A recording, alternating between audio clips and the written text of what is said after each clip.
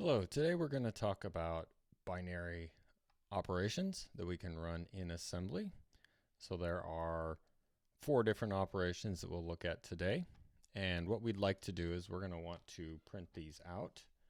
And so we're going to use the PrintBits library that we have installed. So I've got my project here, extern PrintBits. So this will allow us to print whatever is in RDI to the console. So we'll start with a couple of simple ones. So we can move into RDI the value of 1, and we can call print bits. Let's open our terminal.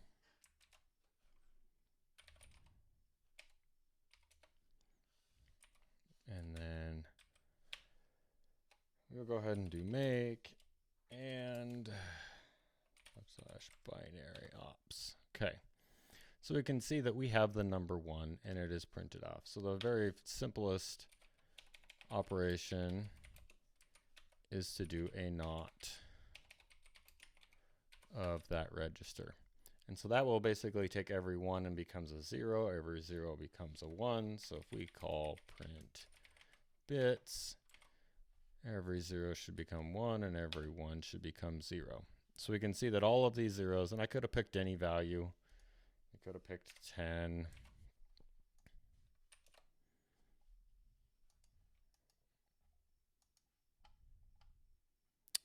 I should have put it in both spots. That way it looks a little easier to see. All right, so every 0 becomes a 1. Every 1 becomes a 0. So that's what not does. It inverts all of the bits inside of that value. Now we're going to do some more examples. So I've got a few strings or numbers that I got here. So let's go ahead and we're going to use R13.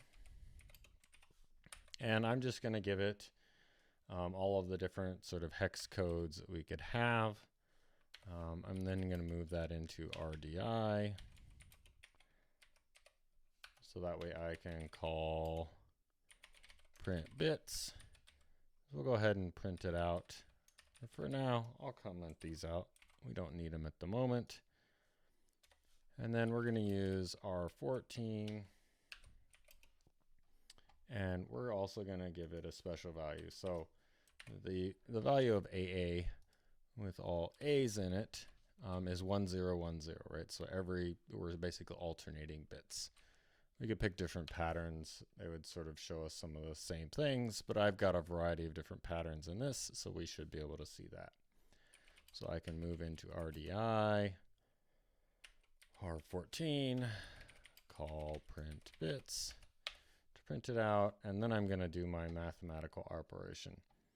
So I will move back again into RDI, R13, and then so we'll start off. Let's do an OR of RDI and R14, and then call print bits.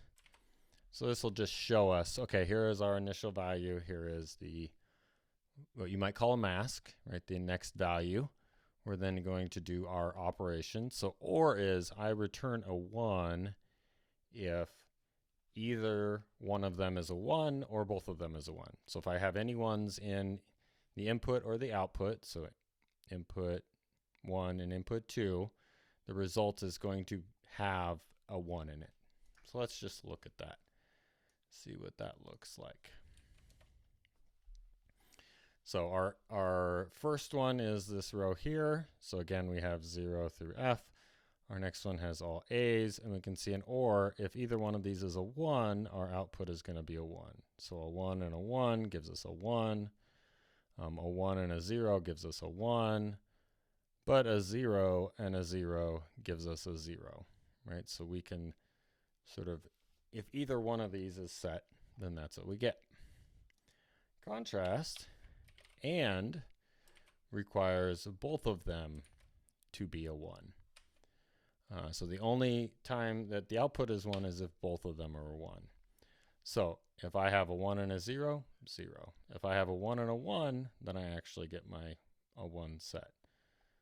Again, if here right? We got zeros, so that's not going to get any bits set when you do an AND, right? So AND means that they both have to be a 1 to get a 1 as an output, otherwise a 0, or is if either one of them is a 1, then you get a 1 as output. Otherwise, if they're both 0, you get a 0. And then the operation that you will see in encryption would be your XOR. And the easiest way to think about XOR is, are these things different? So when we run our XOR, we're going to say, are they different? Is a 1 and a 0 different? If they are different, you get a 1. Are they different? No, you get a 0. Are they different? Yes, you get a 1. Are they different? No, you get a 0. All right, and we go on down the line with all of these as examples of are they different or are they the same? And we get 64 bits worth of them, and so that's why these are quite long. But I think printing them out both in the binary as well as the hex sort of helps with our understanding of what the processor is doing. In the future, we'll be talking about shifting, so that'll be another thing, and that's where we move some bits around. But these are our 4 operations. We got NOR, or NOT, XOR, and OR are our 4 binary operations we can have. So I hope that is helpful, and if you guys have comments, let me know. But thanks for watching. Thanks, guys. Bye.